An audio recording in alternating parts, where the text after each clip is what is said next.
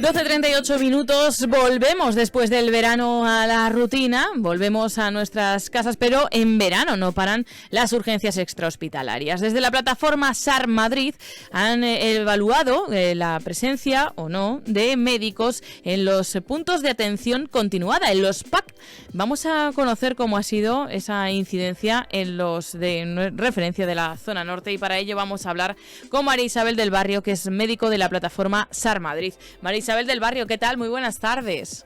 Hola, muy buenas tardes, Sonia. Bueno, encantada de charlar unos minutos acerca de cómo ha sido, ¿no?, la situación de los PAC en el mes de agosto, porque parece que nos vamos de vacaciones y nos olvidamos también de esas necesidades, pero las urgencias no paran por el verano, ¿no? No paran las 24 horas del día. Vamos a recordar estos PAC que van a cumplir un año próximamente. En octubre son fruto de esa reestructuración que anunció la Comunidad de Madrid, por lo tanto son los antiguos SAR, ¿no? Ese cambio, ¿cómo ha afectado a estos puntos casi un año después? ¿Cómo lo valorarías? Bueno, no son solo los antiguos SAR, también están reabiertos los antiguos SWAP que se cerraron en marzo de 2020 por la pandemia, y el motivo de la reorganización fue abrir estos SWAP con el personal única y exclusivamente que se contaba en los SAR, que éramos 41, ahora somos 78 centros. Como se llevaba viendo desde el principio, evidentemente no había personal suficiente para cubrir todos estos puestos y nos temíamos que el verano iba a ser todavía muchísimo peor. Además son zonas, tanto la vuestra como todas las de la comunidad, todas las zonas rurales sobre todo, son zonas turísticas, son zonas en las que los madrileños, y no solo los madrileños de las provincias de alrededor, pues tienen sus segundas viviendas, hay campings, hay pantano, hay un montón de situaciones en las que se puede necesitar la asistencia del servicio de urgencias extrahospitalarias, y el verano ha sido más caótico, casi tan caótico como preveíamos, porque parecíamos malos agoreros, pero se han cumplido todas las malas previsiones.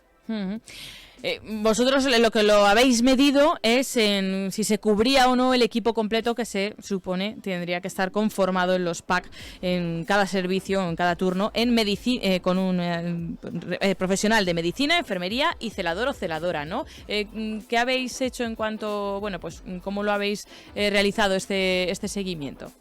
Bueno, nosotros nos hemos organizado en unas cuantas personas que se han encargado de recoger los datos de los distintos PAC de cada zona. En principio de los PACs que tienen asignados por la propia comunidad con equipos completos. Evidentemente los centros que ya no tenían directamente asignado equipo completo, sino que solo eran PACs de enfermería, esos nunca han tenido médico, con lo cual no los hemos recogido esos datos, pero sí de los que tenían asignados esos 49, casi 50, que tenían asignados médico y enfermería y celador, como has comentado. Entonces nos hemos organizado, se han ido recogiendo día por día todos los datos. De hecho, en la página de la plataforma SAR se pueden ver las distintas recogidas de cada uno de los distritos sanitarios de Madrid, y se ha visto qué días había médico, qué días no, qué días en los que tenían que tener un refuerzo extra fines de semana o festivos había ese refuerzo, no lo había, y de esos datos salieron esas infografías que hemos publicado, que se ve que primero que todos los días ha habido falta de personal completo, todos los días ha habido faltas de médico, y que en muchos de ellos ha sido hasta más de un 70% los días en los que ha faltado ese profesional, con lo cual no había equipos completos, no había una asistencia completa garantizada en donde tendría que haberla según la propia consejería. Si nos centramos aquí en la zona norte, vosotros habéis pues analizado cómo es la situación en los 5 PAC de la zona norte en los que se supone ese equipo completo. Es el caso de Soto del Real, Manzanares, San Sebastián de los Reyes, Algete y Tres Cantos, que van desde el 6% de días sin médico en Manzanares hasta el 32% de los días sin médico en Tres Cantos. ¿Cómo puede afectar que haya hasta un 30% de los días sin médico en unas urgencias como las de Tres Cantos, por ejemplo? Pues lo primero que afecta es porque no se sabe qué día es el que falta el profesional, es decir, esto es a día por día. Entonces la población se puede encontrar con que cree que hay médico, porque ese centro tiene que tener asignado médico, llega con una urgencia, que puede ser una urgencia vital, no solo atendemos pequeñas cosas, atendemos a veces cosas muy serias y muy graves, y se puede encontrar con que no hay un médico. Entonces los enfermeros, porque se han estado sustituyendo de manera rutinaria cuando había una ausencia de médico, no se ha buscado prácticamente en ningún centro se ha buscado suplente médico, se ha puesto un segundo enfermero y esos 2 enfermeros y el celador han tenido que contactar o bien con otro PAC donde hubiera médico ese día, que no teníamos información ni siquiera nosotros directamente de nuestras gerencias, de la gerencia de atención primaria, solo en algunos distritos, en el mío, por ejemplo, en el oeste, se lleva enviando esa información día por día desde el 27 de julio, pero en muchos de nuestros distritos no. Entonces tenían que llamar un poco uno a uno a ver a dónde había un médico y que ese médico pudiera en ese momento atenderles porque no estuviera atendiendo otra urgencia más importante, más grave, que le estuviera reteniendo su atención, y si no podía atenderle ese médico, buscar a otro, y si no, llamar al 112 para contactar con los médicos del centro coordinador y que pudieran darles instrucciones de qué hacer, porque la enfermería sabe lo que hacer, pero no tiene la capacitación legal para poder hacer prescripciones, para poder atender, para poder poner medicación, si no se la pauta a un médico. Y ese es el límite. Entonces eso puede retrasar mucho tiempo la asistencia de patologías cronodependientes, como puede ser un infarto, como puede ser una arritmia, como puede ser una emergencia grave de cualquier tipo, ¿no? Un accidente cerebrovascular, unas heridas graves, un traumatismo muy grave. Todo eso retrasa la atención y eso cuesta salud y puede costar alguna vida. De hecho, ha habido incidentes muy serios en muchas de las zonas. Entonces, por eso nos animamos, porque vimos que el mes de julio estaba yéndose de madre completamente, viendo que faltaban muchísimos y muchísimos días. En distintas zonas, la vuestra no es quizás de las más perjudicadas, tampoco es la mejor, pero no es de las más perjudicadas, pero en otros distritos como el mío ha sido terrible. Ha habido centros que no han tenido médico ningún día. Es decir, Fuenlabrada, por ejemplo, no tenía asignado, o sea, que tiene que tener asignado el Arroyo, tiene que tener asignado médico, no tenía ningún día. Entonces, el día que falta, pues estás a expensas de que se encuentre rápido o no uno de los PACs que tienen asignado médico y que ese día tuviera el personal completo, que no faltase también, porque han faltado muchos, desde 4 hasta 6, 8, 10, en muchos sitios. En mi distrito somos 9 centros y ha habido días que solamente había médico en 4. Entonces, si no hay información, tienes que ir llamando uno por uno. Y entonces se va retrasando la asistencia. María Isabel, decías que ha habido, bueno, pues situaciones muy complicadas. Para que nos hagamos una idea, ¿qué tipo de situaciones se han vivido pues en este verano, en concreto este mes de agosto, pues fruto o no, o a lo mejor se podían haber abordado de otra forma si hubiese habido médico? Pues mira, yo recuerdo ahora bote pronto una de mi distrito, que como es lógico es el que más fresco tengo, en San Martín de Valdeiglesias, un obrero que estaba en la carretera con las obras de la carretera, que tuvo un golpe de calor y se le llevó al PAC de San Martín de Valdeiglesias y ese día no había médico.